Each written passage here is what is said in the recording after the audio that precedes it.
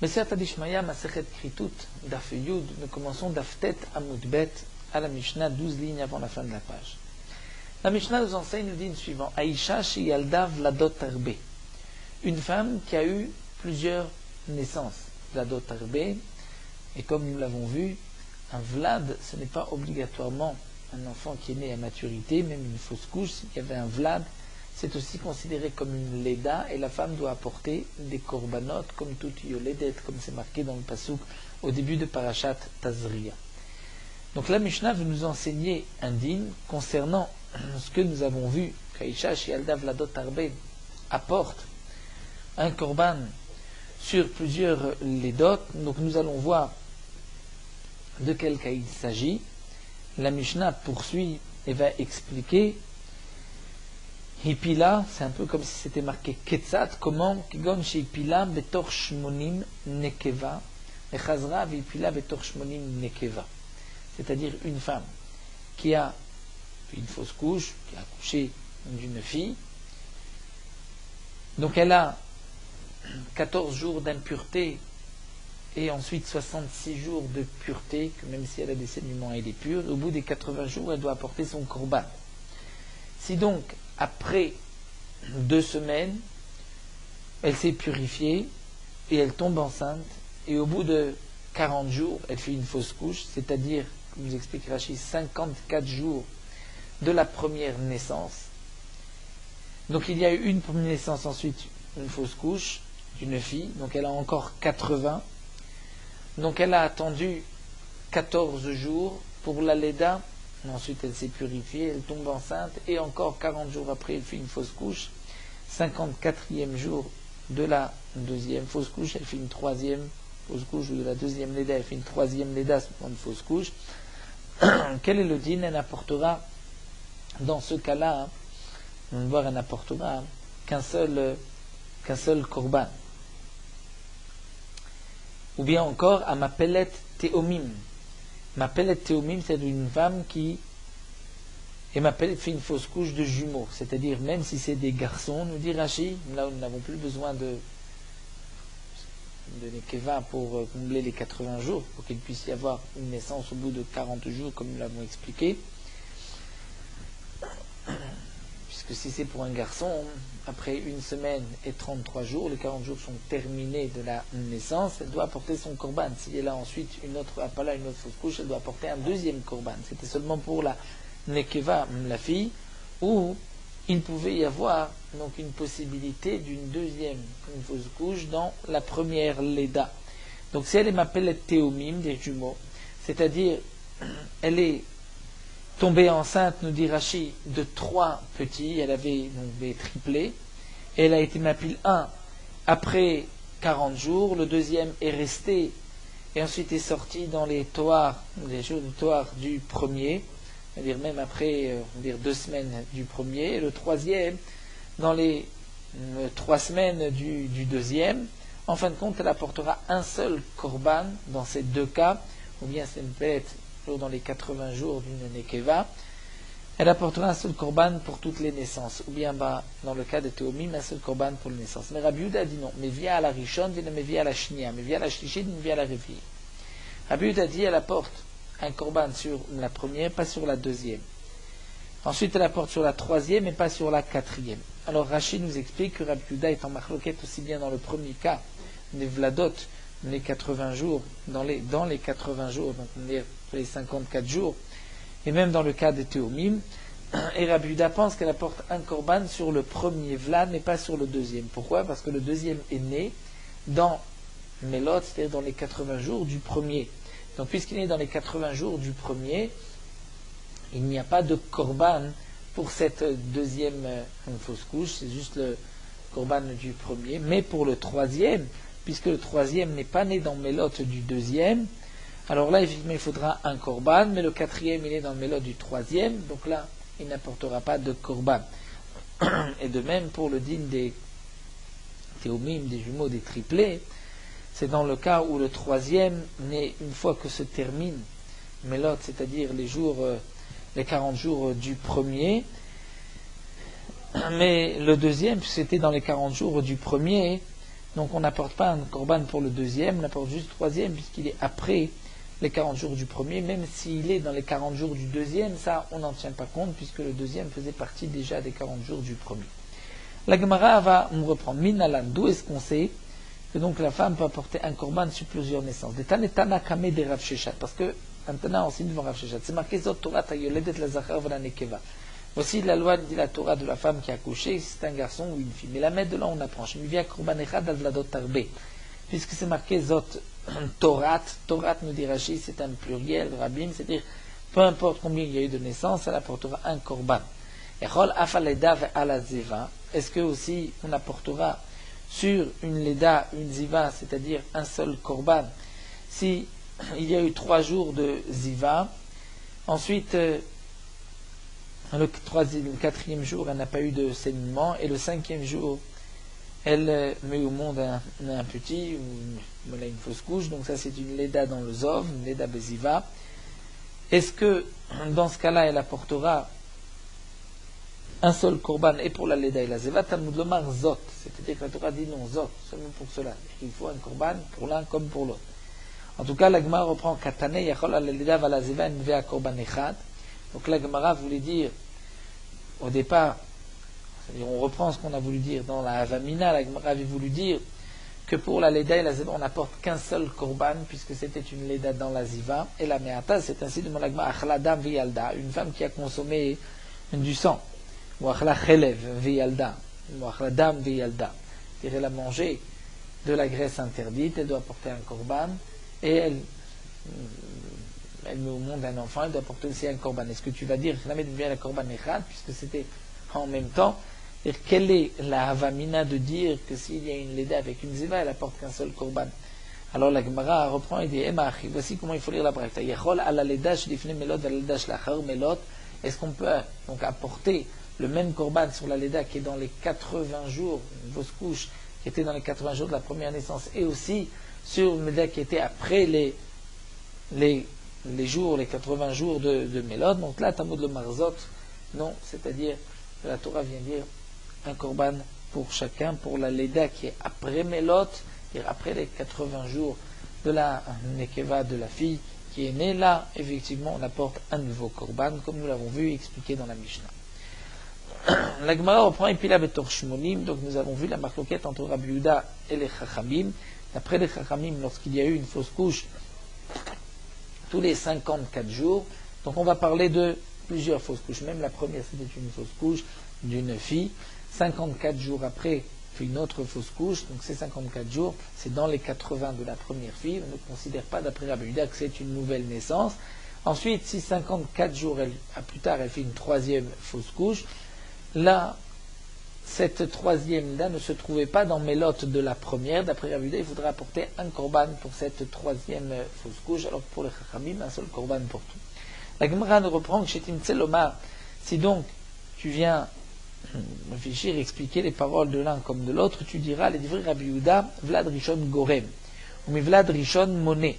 On dira d'après Rabbi Yehuda que puisqu'on ne tient pas compte de la mélote du deuxième, puisque le troisième qui est né dans les 54 jours du deuxième, on considère qu'il est quand même après les 80 jours du premier. Donc on voit que d'après Rabbi Yehuda, on ne tient pas compte de mélote du deuxième. Donc l'essentiel, c'est la premier Vlad, c'est lui qui apporte le korban, et donc on compte 80 du premier. Tout ce qui se trouve dans les 80 du premier, on n'apporte pas de korban, mais le troisième, puisqu'il était après les 80 du premier, on apporte un korban. Donc c'est le Vlad Rishon qui est Gorem, Vlad Rishon Moné, à partir de ce moment-là, on compte les 80 jours. Les vrais Chachamim, c'est Vlad Sheni Gorem. On met Vlad Sheni Moné.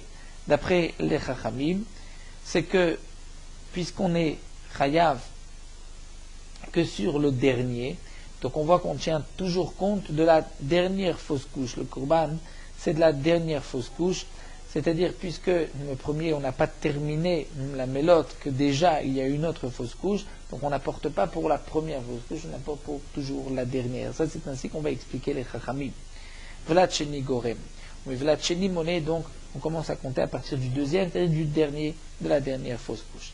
La Gemara manque chez Timtselomar, et on dirait que la Gemara a compris quelque chose de particulier dans Rabbi Yehuda, dans les Chachamim. C'est tout simple, dit la Gemara. Pshita, c'est sûr que c'est ainsi qu'il faut expliquer Rabbi Yehuda les Chachamim. Si d'après les Chachamim, on apporte un seul korban, donc c'est pour la dernière fausse couche, alors que pour Rabbi Yehuda, on calcule toujours à partir de la première, et donc lorsque la deuxième fausse couche, je trouve dans les 80 de la première, on n'apporte pas un nouveau korban, mais lorsque c'est après les 80 jours de la première, on apporte un nouveau korban.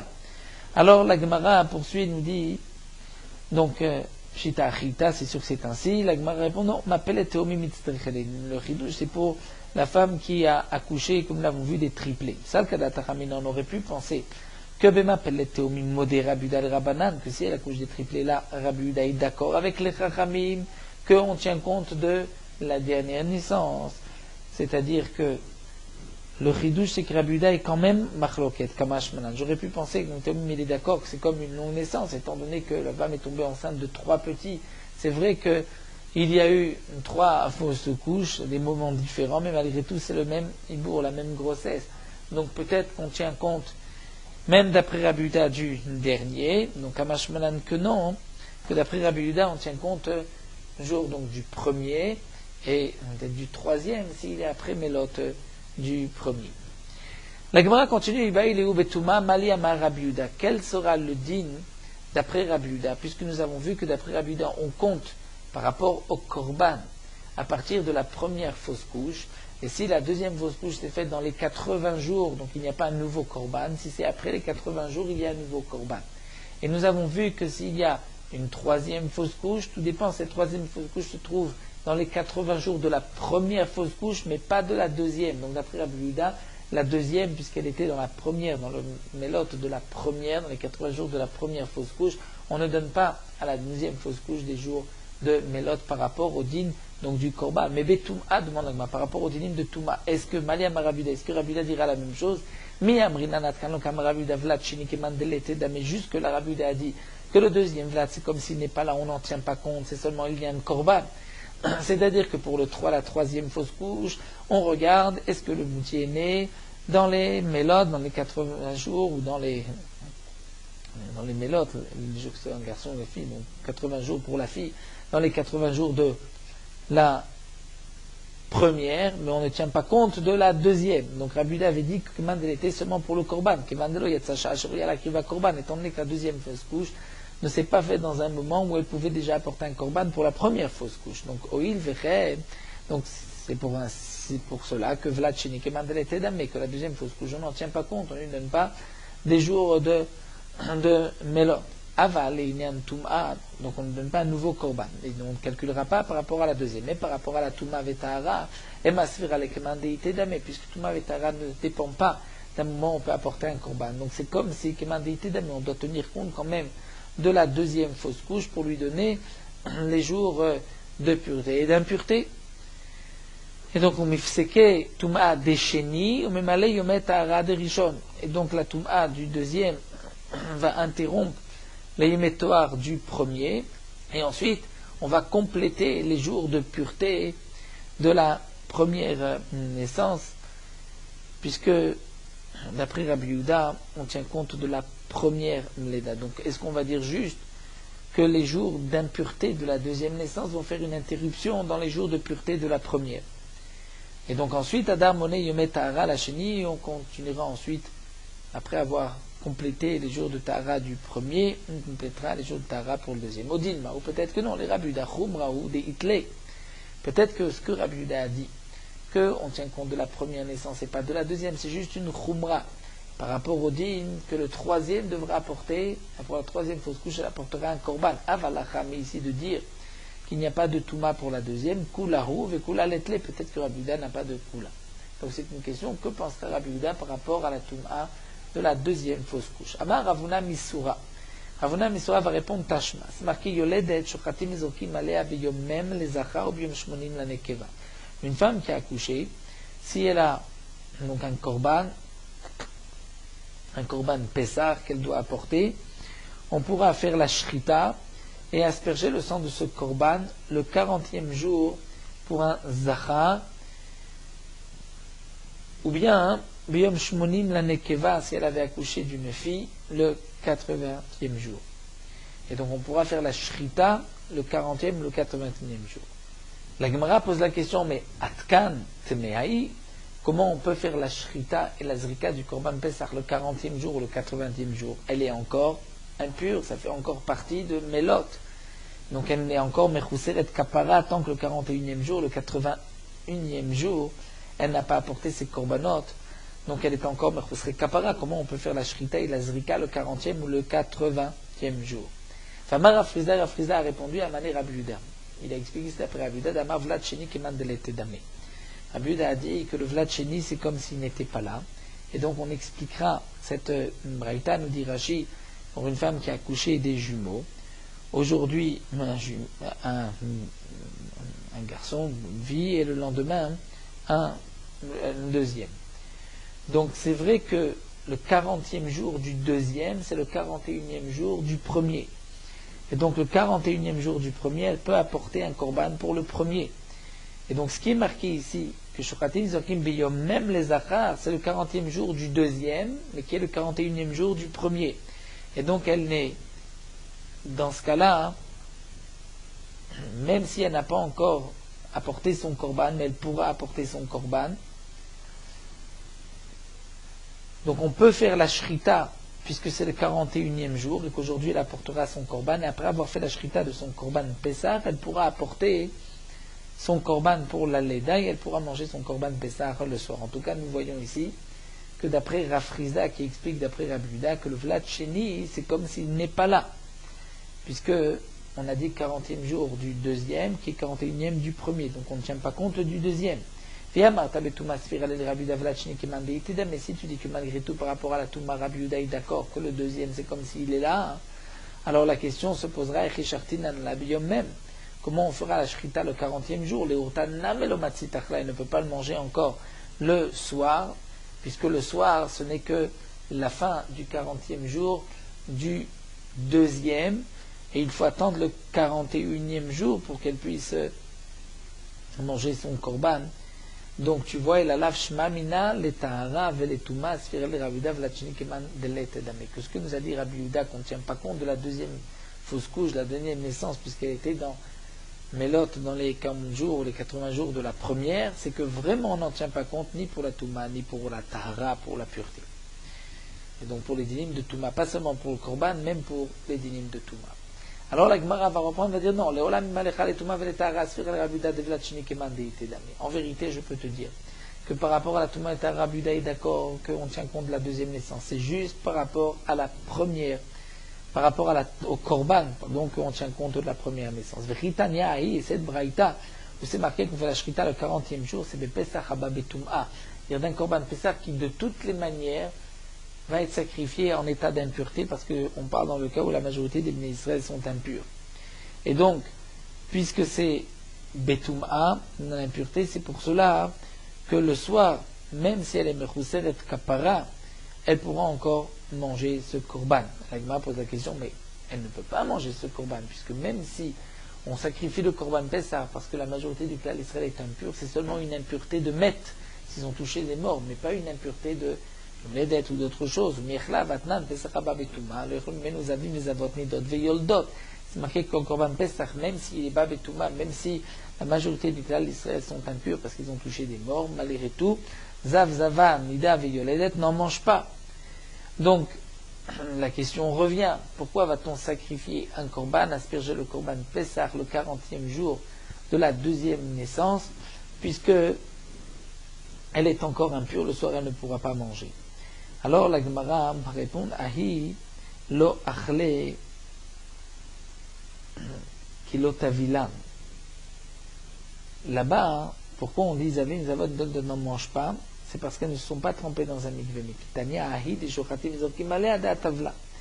Mais ce qui est marqué qu'on pourra faire la shrita, mais asperger, c'est lorsque elle s'est trempée à la fin de son impureté, puisqu'au bout à la fin des 7 jours, le 8e jour, elle s'est trempée. Donc là, on arrive au 40e jour. Donc, les orkim alea da tavla. Et on peut là être shochet, les orkim alea, parce qu'elle s'est trempée dans un mikveh. Donc, ce n'est pas la même chose comme les avim et les avot qui ne sont pas trempés dans un mikvé. Mais alors demande l'agma si c'est ainsi, ce n'est pas juste le 40e jour, parce que c'est trempé dans un mikvé le 8e jour. Yachim mishmini dile ou des chazier.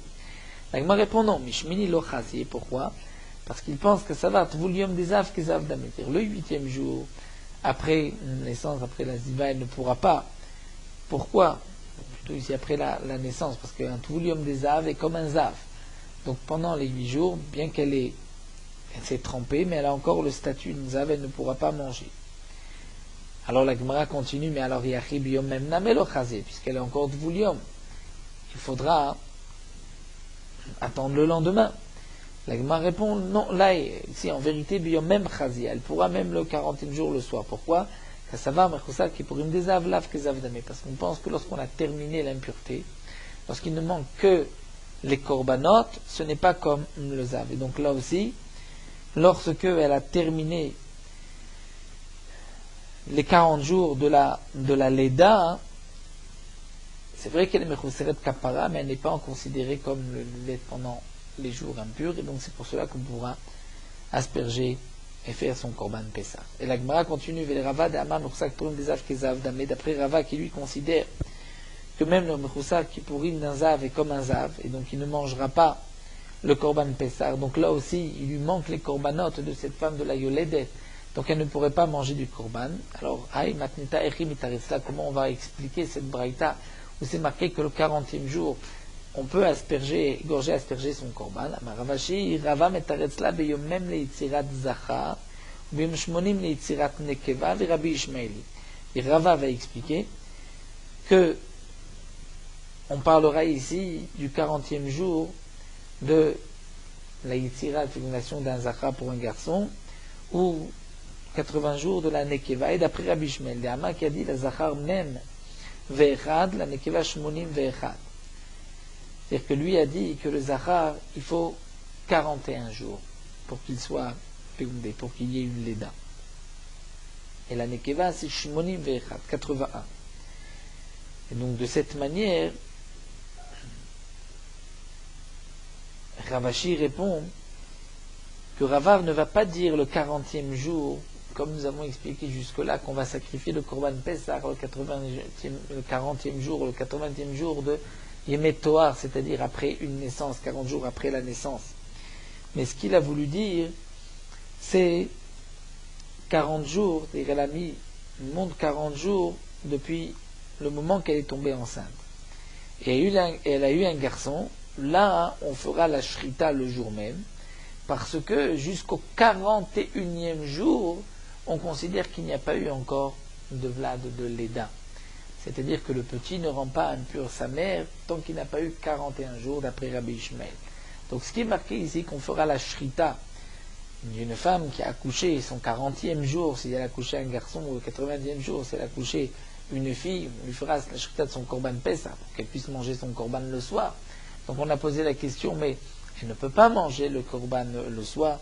Donc on a voulu répondre qu'il s'agissait d'une deuxième naissance par rapport à la Touma, mais la Gemara ici continue et veut nous dire, donc on pourrait expliquer qu'il ne s'agit pas du 40e jour où elle a fait une fausse couche après la première naissance, mais on parle d'une fausse couche le 40e jour à partir du moment où elle est tombée enceinte, et puisque d'après Rabbi Ishmael, le petit ne prend une sourate de Vlad qu'au 41e jour, 40 jours ce n'est rien encore, et donc ce n'est pas considéré comme une Touma, une naissance, et elle pourra manger son korban, elle peut sacrifier son korban. Alors la Gemara continue, mais sauf. Malgré tout, même si, lorsqu'elle fait une fausse couche d'un garçon, le 40e jour, on considère qu'il n'y a encore rien, mais typokle detmea, mishum nida, même si elle n'est pas impure par rapport à la naissance, mais elle devrait être impure par rapport à la nida, puisqu'au moment de la naissance, elle a eu des saignements. La Gemara répond non, beleda et veshta, il s'agit d'une naissance où il n'y a pas eu de sang. Yari, Maïle Memra, alors c'est ainsi, quel est le chidouche? La Gemara continue, Maud et tellement, on aurait pu dire, j'aurais pu dire que c'est vrai que c'est le 40e jour, donc il n'y a pas eu encore naissance, c'est comme de l'eau, mais malgré tout, nous avons un principe que Tichat Akever, l'utérus, ne peut pas s'ouvrir s'il n'y a pas de sang. Donc s'il y a eu là une naissance, même avant le 41e jour, et c'est vrai que ce n'est pas considéré comme une naissance, elle n'est pas impure de Yoledet, malgré tout, elle devrait être impure, puisque si il y a un embryon qui n'était pas encore mais qui est sorti, c'est que certainement il y a eu du sang au passage. Donc Kamashmanan que non, Deifshal et Ptichat Akever Belodam. Kamashmanan c'est qu'il peut y avoir Ptichat Akever l'utérus même sans du sang, et donc c'est ainsi qu'on comprendra la Braïta où c'est marqué Shoratim Ezorkim le 40e jour, c'est-à-dire le 40e et pas le 41e jour. C'est-à-dire que si elle avait fait une fausse couche le 41e jour, à partir du moment où le petit avait été fécondé, à ce moment-là, il y aurait eu donc une Leda. Donc la Gemara a voulu apporter une preuve. D'après Rabbi Yehuda, est-ce que le deuxième Vlad est considéré comme un Vlad par rapport à la Toum'a? La Gemara n'a pas réussi à apporter de preuve de ce premier enseignement. La Gemara continue. Amar Rab Shmaya, Tashma. Donc nous allons apporter une autre preuve. Donc la question qui se pose, reprenons pour pouvoir continuer, c'est que ce sont des dapim qui ne sont pas faciles. Donc reprenons le din de Rabbi Yehuda. Si une femme a fait une première fausse couche, c'est-à-dire une première fausse couche d'une fille, et dans les 80 jours, elle fait donc 54 jours plus tard une autre fausse couche. Donc cette fausse couche se trouvait dans Mélot les jours de la première, puisque pour la première fausse couche, elle n'apporte de korban qu'après 80 jours. Donc 54 jours après, elle fait une fausse couche, il n'y a pas de korban pour cette deuxième naissance. Si ensuite, 54 jours plus tard, elle fait une troisième fausse couche, là, elle devra apporter un korban pour cette troisième fausse couche, étant donné qu'elle n'est plus dans les 80 jours de la première. Et on remarquera que d'après Rabbi Yehuda, on ne tient pas compte des 80 jours de la deuxième naissance. C'est comme si elle n'était pas là. Par rapport au korban, qu'on puisse dire que si elle a accouché 54 jours plus tard, après la deuxième naissance, elle apportera un korban, puisqu'on est après les 80 jours de la première fausse couche. Si, d'après Rabbi Yehuda, on tenait compte de la deuxième fausse couche, elle n'apporterait pas non plus un korban pour la troisième, étant donné que la troisième était dans Mélot de la deuxième, qui elle-même était dans Mélot de la première. Nous avons posé la question, est-ce que d'après Rabbi Yehuda, une femme qui a fait une fausse couche d'une fille, on lui a donné 2 semaines d'impureté, et ensuite elle a 66 jours de pureté. 54 jours après la naissance de la première, elle fait une fausse couche. Est-ce qu'on va lui donner, une fausse couche d'une fille, est-ce qu'on va lui donner au moins 14 jours d'impureté ou pas? Ou on va dire, puisqu'elle est dans la période de pureté, puisque même si elle a des saignements, pendant cette période, elle est pure, puisque c'est dans Mélot de la première, donc est-ce qu'on va donner pour la deuxième? Ça, c'était la question de la Gemara. Est-ce qu'on va donner par rapport à la Toum'a? Est-ce qu'on donne un moment d'impureté, donc on fait une interruption pour ensuite, bien sûr, compléter les jours de pureté? La Gemara continue, Amar Rab Shmaya, Tashma, Shishim. C'est marqué dans le pasuk que Shishim Yom Vesheshet Yamim. Elle restera comme jour de pureté pour la fille, elle a 66 jours, après les 14 jours d'impureté. Yachol ben Retzufin ben Mefuzarim. Est-ce que c'est possible qu'on lui donnera aussi bien Retzufim, c'est-à-dire 66 jours continue, sans interruption, et aussi Ben Mefuzarim, c'est-à-dire que s'il y a eu une naissance, une fausse couche au milieu, donc on va faire une interruption pour les jours d'impureté, et ensuite on va compléter les 66 jours de Tahara. Talmud Lomar Yom, puisque c'est marqué Yom, pour nous dire Mayom Ratsouf, Afshishim Kulam Ratsouf. De la même manière que le jour est Ratsouf, un jour continu, donc les 66 jours, c'est aussi continu. Donc s'il y a une Leda au milieu, on ne lui donnera pas les 14 jours d'impureté. Il n'y a pas d'interruption. C'est 66 jours de pureté continue. Donc Mané, d'après qui c'est cette braïta? Il est Rabbanan, d'après les Rabbanan Mefuzarim. Est-ce que les Chachamim ont le principe de Mefuzarim? Pour les Chachamim, même si on met la couche au milieu, on ne donnera pas, on ne va pas faire de Mefuzarim, on ne va pas interrompre. On tient compte toujours de la dernière d'après le Khamim. Et là, c'est Rabbi Yehuda, d'après Rabbi Yehuda. Et puisque d'après Rabbi Yehuda, mais Kaivla Shishim, Retzufim, lui donne 60 Retzufim sans interruption, Beade Adade, Shma Mina, qu'on ne peut pas compter de la première naissance. Donc on va compter de la deuxième fausse couche. Donc nous voyons que par rapport au dîme de Touma et Tahara, on ne tient pas compte de la première fausse couche, mais de la deuxième. Donc ce que Rabbi Yehuda a dit qu'on tient compte de la première, c'est juste une khumra par rapport au korban de la troisième fausse couche. Mais kula letle, khumra et Rabbi Yehuda kula letle, et donc c'est pour cela que puisqu'il n'y a pas de kula, qu'on lui donnera uniquement les 60 jours après la deuxième naissance. Donc on tient compte de la deuxième fausse couche. La Gemara va répondre en vérité, on peut dire que c'est d'après les Chachamim. Donc la question était, mais les Chachamim n'ont pas ce type de Mefouzarim, d'éparpillés. On dira, là, il a eu un garçon dans les 80 jours d'une Nekeva. Donc puisqu'elle a eu un garçon dans les 80 jours de la Nekeva, comme nous explique Rachid, c'est là où on peut avoir Mefouzarim.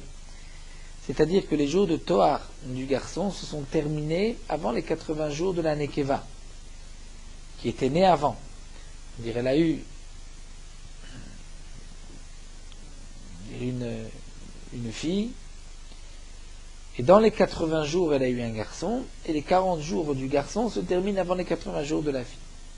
C'est là où on dira que les jours de pureté du deuxième, puisqu'ils se sont terminés avant les jours de pureté du premier, donc les Chachamim ne peuvent pas avoir ce din-là, puisque les Chachamim comptent de la deuxième Léda. Donc c'est pour cela qu'il faudra ensuite compléter le Toar du premier. Et donc le Passouk vient nous dire que non, on ne va pas, après les 80 jours de la première naissance, on ne va pas compléter 7 jours par rapport aux 7 jours d'impureté qu'il y a eu du garçon au milieu, mais on compte à partir du deuxième. Mais d'après Rabbi Yehuda, nous n'avons pas de preuve. La Gemara continue, mais sauf, Shramin yomé de kadmaa, ve'atkan de batra'a lo shalmim, d'arabanan nevlat shenimanu. La Gemara dit non, ça, on ne peut pas non plus expliquer ainsi. Pourquoi? Puisque vont se terminer les jours de la première fausse couche avant que se terminent les jours de la deuxième. Puisque si elle a eu une fille et qu'elle a, c'est vrai, 80 jours, elle ne peut pas tomber enceinte, c'est-à-dire avoir une fausse couche d'un garçon de 40 jours et terminer les 40 jours avant les 80 jours de la fille. C'est impossible. Et la Gemara va répondre si c'est possible. Piyoledet Théomim, si elle a eu des jumeaux. Donc le premier était une fille, est sortie, et ensuite le garçon est sorti dans les 80 jours de la première, et les 40 jours du garçon sont terminés avant les 80 de la fille. Donc la question de l'Agma Vatkan débattra le Shalmim, c'est-à-dire vont se terminer les jours de la première naissance et de la deuxième ne seront pas terminés, puisque le Rabbanan Vlatchenim Manou, il compte à partir du deuxième. Elle, à l'Agma reprend, mais le Rabbanan Belé Théomim. D'abord une Nekeva Kadmaïté, d'abord une fille en premier, les Zachar Batra'a et le garçon m'a pris. On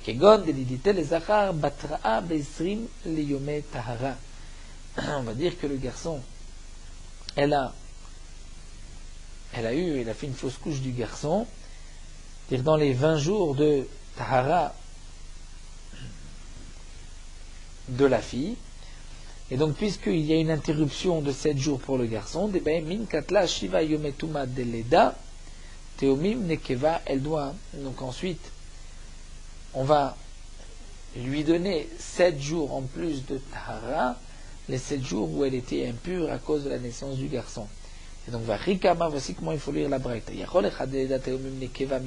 que même dans le cas où elle a eu des jumeaux, d'abord une fille en premier, ça veut le garçon après, est-ce qu'on va dire Tafsik Tuma de Leda Bemitz, et que l'impureté de la deuxième fausse couche, de la naissance du garçon, va interrompre dans le compte de Mélot de la fille, Venimnela Shishim Veshisha Mefuzarim, on va lui compter 66 éparpillés.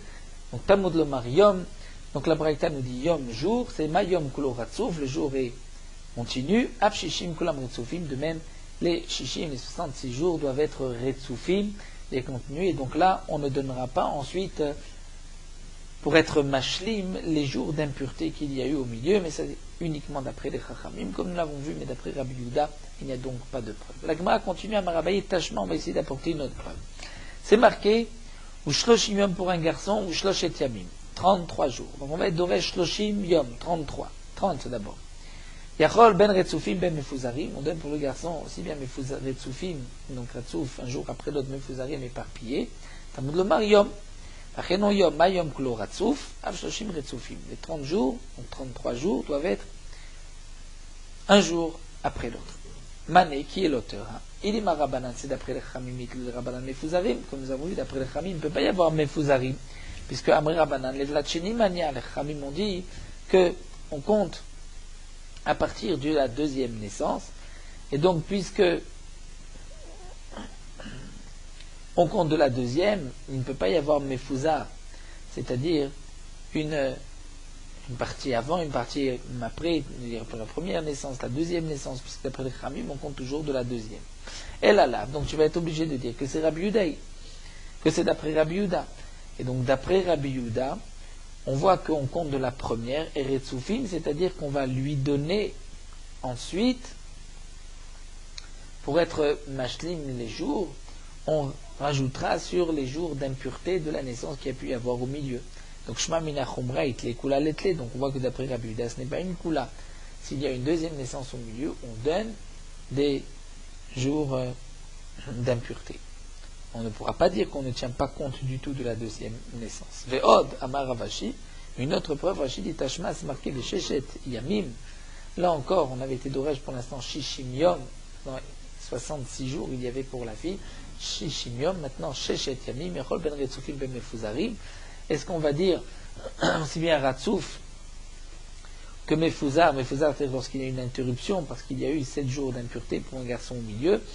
Talmud lomar Shishim, ma Shishim kulam Retzufim, af Shisha kulam Retzufim. Les 60 jours doivent être Retzufim, un jour après l'autre. Donc de même, pour les Shisha doivent être Retzufim, un jour après l'autre. Donc Mané, qui est l'auteur? Ilima Rabbanan, c'est après les Chachamim, mit le Rabbanan Mefuzarim, mais les Chachamim n'ont pas de Mefuzarim, puisque les Chachamim, on tient compte toujours de la deuxième naissance. Et donc de la deuxième naissance, c'est bien après, Rachid m'avait expliqué, les 80 jours de la première naissance. Donc on ne peut pas trouver Mefuzarim, où on va donner des jours éparpillés. Amri Rabbanan Vlatcheni Mania, et la lave, c'est d'après Rabbi Yehuda. Et donc on voit que d'après Rabbi Yehuda, Shmamina Chumra Itle Kula Letle, que d'après Rabbi Yehuda, ce n'est qu'une Chumra de ne pas tenir compte de la deuxième naissance, mais pas la Kula. Donc on tient compte de la deuxième naissance pour Rabbi Yehuda, et au moins on lui donnera les 7 jours d'impureté.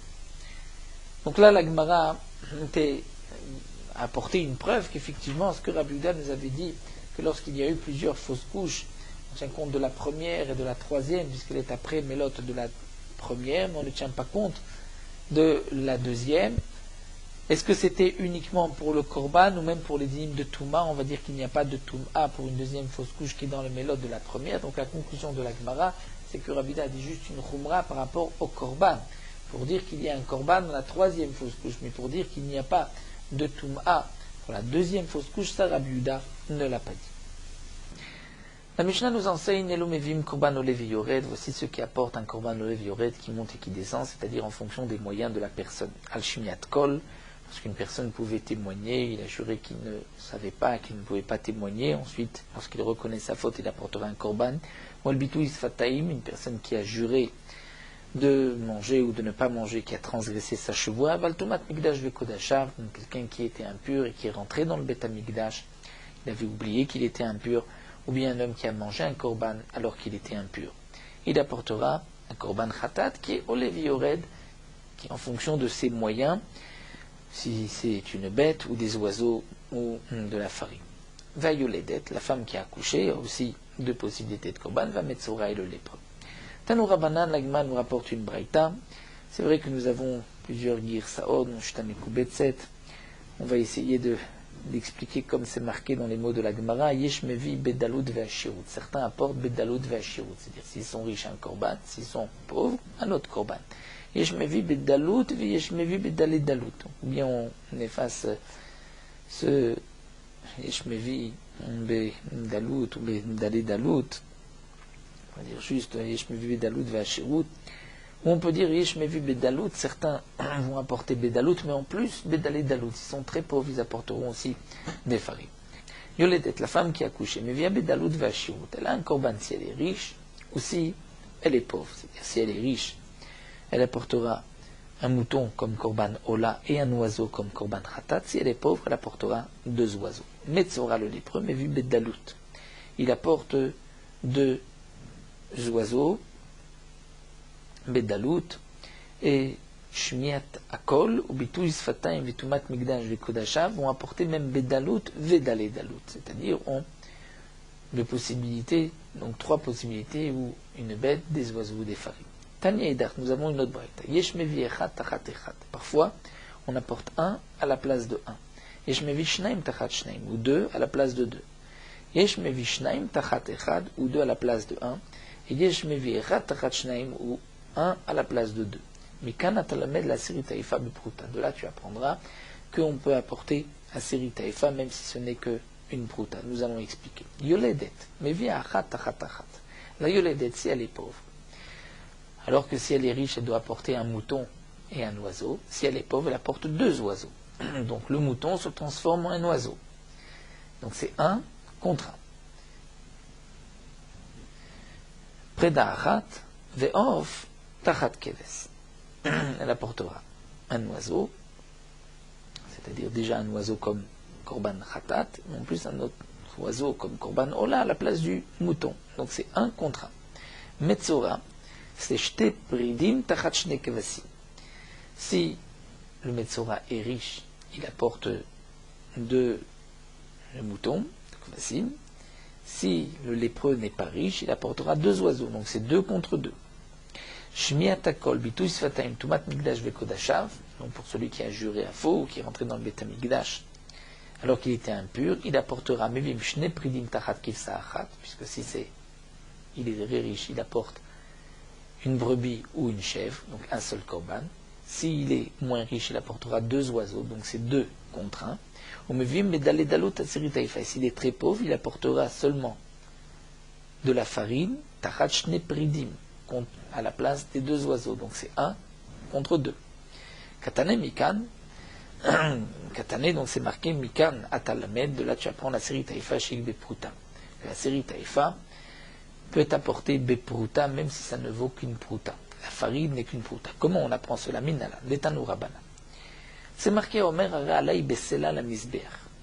Si un homme dit, je prends sur moi d'apporter un korban que je vais acheter pour un sela, je vais l'apporter au misber. Quel est le korban qu'il doit apporter? Mevi keves. Il apporte un mouton. Pourquoi? Shendavar karev besela et la keves. Parce que c'est le mouton qui vaut normalement un sela qui est apporté sur le misber. Mimai. D'où est-ce qu'on sait? Mider Rachmana, puisque la Torah a dit.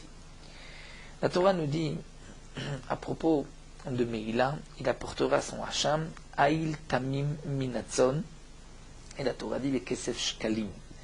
Donc de là j'apprends que le Aïl va être acheté pour 2 pièces, pour 2 sela, 2 shekels. Shekel et sela, c'est la même monnaie. Donc un Aïl, l'hacham Meïlot, va être apporté, un Aïl, un bélier. Le Aïl, c'est un mouton qui a 2 ans, c'est ce qu'on appelle le Aïl. Donc le Aïl, c'est 2 shkalim, michlal, donc je comprends, des keves ben shana, que si c'est un mouton dans sa première année, besela. C'est un seul amirti, puisque c'est marqué keves ben shenato, puisque c'est marqué dans le pasouk qu'il apportera keves ben shenato. Donc keves ben shenato, le keves dans sa première année, il est appelé keves. Si le Aïl vaut 2, donc le keves c'est ben shenato, c'est-à-dire le keves d'une année vaut qu'un seul sela. Vetnan. Et nous avons vu que Amdou Kinim Bobeyom Pervataim. Ce qui est marqué plus haut d'Afret, nous avons vu qu'à l'époque, les 2 kinim, c'est-à-dire 2 paires d'oiseaux, étaient vendus pour Perivataim, c'est-à-dire pour 2 reva, pour 2 quarts de dinar. C'est-à-dire que 2 oiseaux pour 1 quart de dinar. Donc nous voyons ici que lorsqu'un homme est riche, il va apporter un mouton ou une brebis. S'il est moins riche, il apportera 2 oiseaux. Les 2 oiseaux correspondent à combien par rapport à ce mouton? Si le mouton est vendu pour un séla, et que 2 oiseaux sont vendus pour un quart de dinar, donc nous voyons Midechas Rachamana Ladedalut Lemevechat Mishit Asar Beashirut, que lorsqu'un homme est pauvre, il apporte un 16e de ce qu'un riche apporte. Puisque les 2 oiseaux, c'est un quart de dinar, dans un séla, il y a 4 dinarim. Donc un homme qui est pauvre apporte un 16e de ce qu'un homme riche doit apporter. Donc nous voyons ici que le riche apporte un mouton, c'est-à-dire une brebis, qui vaut un séla, 4 dinars. S'il est moins riche, il apporte 2 oiseaux qui ont été achetés pour un quart de dinar, donc un 16e de ce mouton. Donc on va continuer, on va dire, s'il est encore plus pauvre et qu'il apporte de la farine, il va apporter de la farine pour combien? Pour un 16e de ce qu'il aurait apporté en tant que pauvre. Donc on va dire que celui qui est très pauvre, c'est aussi un 16e du pauvre. Donc imken dalut kamaave rive A. Dalut, on a dit que c'est combien? C'est un quart de dinar. Vekama prite beriva, combien il y a de proutot dans un quart de dinar? Arbaim vetmani prite. Il y a 48 proutot. Donc chat mishit asar kamaave, la continue. Si on prend un 16e de 48, ça donne combien? Kamaave des dalut. Donc chat mishit asar, on va dire ça, des dalut kamaave. La Gemara continue, va poser la question, mais d'après ce calcul-là, un 16e de dalut, puisque dalut c'est 48, donc un 16e c'est combien? C'est tlaté prité, c'est 3 proutas. Donc ce n'est pas que la série taïfa devient une prouta. On a dit que puisque le keves, le mouton ou la brebis, c'est un séla, donc le pauvre qui apporte 2 oiseaux pour un quart de dinar, c'est 16 fois moins. Donc d'aller dalut, c'est encore 16 fois moins. Et donc on voudrait arriver au chiffre de une prouta, mais demande l'agma, ce n'est pas une prouta, c'est 3 proutotes. Puisque un quart de dinar, c'est 48 proutotes. Donc un 16e de 48, c'est exactement 3 proutotes. Et pourtant, vekatane kantomed la sri taïfa beprouta, amai prouta, amarta sri taïfa d'aller dalut hu. J'ai dit que sri taïfa, c'est ce qu'on apporte d'aller dalut lorsqu'on est très pauvre. Amarta, j'ai dit chat mishit sare de dalut hu, echashvina de shalosh prite avian. J'ai dit que donc on arrive au chiffre de un 16e de dalut, ce qui nous donnerait 3 proutotes. La Gemara va répondre Tanam yoledet yalif. Le Tana, lui, il apprend de la yoledet, de la femme qui a accouché, puisque nous avons vu des matières preda achat achat keves, qu'elle apporte un oiseau à la place du mouton. Et donc, le mouton que nous avons vu qui est vendu pour un séla, si on apporte un oiseau, ce n'est plus un 16e, mais c'est un 32e. D'avechad meklatin vetrim, c'est 1 pour 32, puisque 2 oiseaux sont vendus pour un quart de dinar. Donc un oiseau est vendu pour un 8e de dinar. S'il y a 4 dinarim dans un séla, donc c'est un 32e des keves. Donc de là on apprendra pour arriver que la série taïfa n'est que prouta. Mais la Gemara continue avec une autre question. La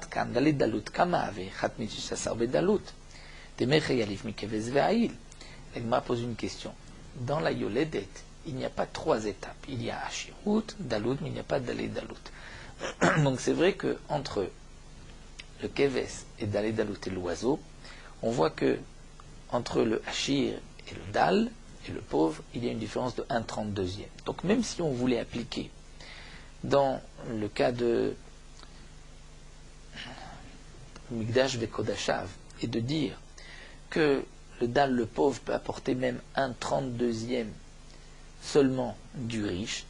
Donc jusque-là, on avait dit que ça nous donnait 48 proutotes. Donc on va dire 24 proutotes pour le korban du dal du pauvre des oiseaux. Même si les oiseaux, 2 sont achetés pour 24 proutotes, c'est suffisant. Mais malgré tout, pour continuer maintenant, pour celui qui est très pauvre et qui apporte de la farine, on ne peut pas reprendre le 1/32e, puisque 1/32e n'existe que pour la yoledet qui n'a pas de farine. Donc on va être obligé de revenir. Tout même Mikdash Vekodashav, vous là-bas, le rapport était de 1/16e, comme on avait vu du keves, donc d'abord du haïl, du keves, et de ce mouvement de cette brebis par rapport au dal. Et donc, même si on veut passer, on a dit que de Hachir, au Dal, au pauvre, il y a un 32e. Donc là, on arrive à 24 proutotes. Mais lorsqu'ensuite on va descendre au Dal et Dalout, on regardera le rapport de 1/16e. C'est le seul rapport qu'on avait vu pour celui qui a les 3 étapes. Donc 1/16e de 24, ça nous donne encore Atkan Prouta ou Palga, il y a seulement une Prouta et demi, mais pas une seule Prouta pour la farine. Alors l'Agma va répondre à Marava Kula Miltam Yoledet Yalif. En vérité, on apprend tout de la Yoledet, de la femme qui a couché. C'est vrai que dans la femme qui a couché, il n'y a pas 3 étapes, puisqu'il n'y a pas de Dalé Dalout de farine. Mais on va dire Achikama, Mideras Rachmanala de Dalout Lemevechad Mitlatin Vetrim Beachirut, puisqu'on a vu ailleurs à propos de la Yoledet. On a vu que la Torah a eu pitié de celui qui est pauvre, qu'elle apporte un 32e du Korban du riche ou maïs, c'est dans le cas de la Yoledet. Donc je vais dire tout seul que même si ce n'est pas pour la Yoledet, mais dans le cas de Tumat Mikdash Ukashavu, il y a aussi Dalé Dalout, je vais dire Achirasmana de Dalout Lemevechad Min Tlatin Vetrim Bedalout. Je vais dire que celui qui est très pauvre, c'est aussi un 32e de celui qui était moyen, qui était, on va dire, un peu pauvre.